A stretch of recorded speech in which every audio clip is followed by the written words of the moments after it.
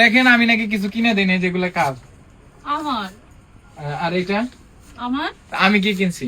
বউ মা বাবারে ভালোবাসা সামান্য জিনিস হলে উপহার দেন, বন্ধু বান্ধবের পিছনে একটা আকিস বিরো খরচ করেন না, সিগারেট তো দূরের কথা। আমি খুশি হয়েছি ভাই আপনার এই কথায়, খুশি হয়েছি। পারবো করো। তুমি নিয়ে দিবা নে? আমি একটু বলি আসসালামু আলাইকুম। এই যে আসছি হচ্ছে কোনাবাড়ি, এগুলা কেনার উদ্দেশ্যে আসি নাই, বাসার জন্য কিছু জিনিস কিনবো। আমি নাকি আপনার ভাবিরে কিছু কিনে দেয় না, কালকে 2টা শাড়ি কিনে দিছি, আবার আজকে 3 পিস কিনছে। আমি জানি না ভাই যে এত টাকা দাম হইব 3 পিসের।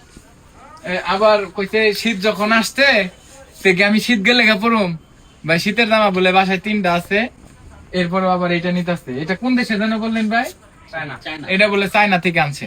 তো বাংলাদেশের মাল প্রোডাক্ট চায়নার কথা, ইন্ডিয়ার কথা এগুলো বইলা বিক্রি করে। দেখেন আমি নাকি কিছু কিনে দিই না, যেগুলো কাজ আমার।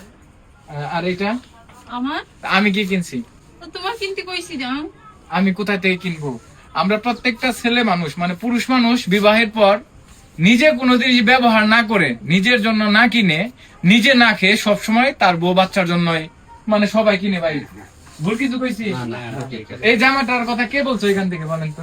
তুমি বলেছো, আপনি আমি বলছেন? চাইছি। হ্যাঁ ভাই আপনি বলছেন। আমি বলছি না? আমি তো নিব। ও কইছে নিব না, আমার 3টা জামা আছে। দেখেন আমরা ভালোবাসি দেখে আমরা আমার বউ বাচ্চা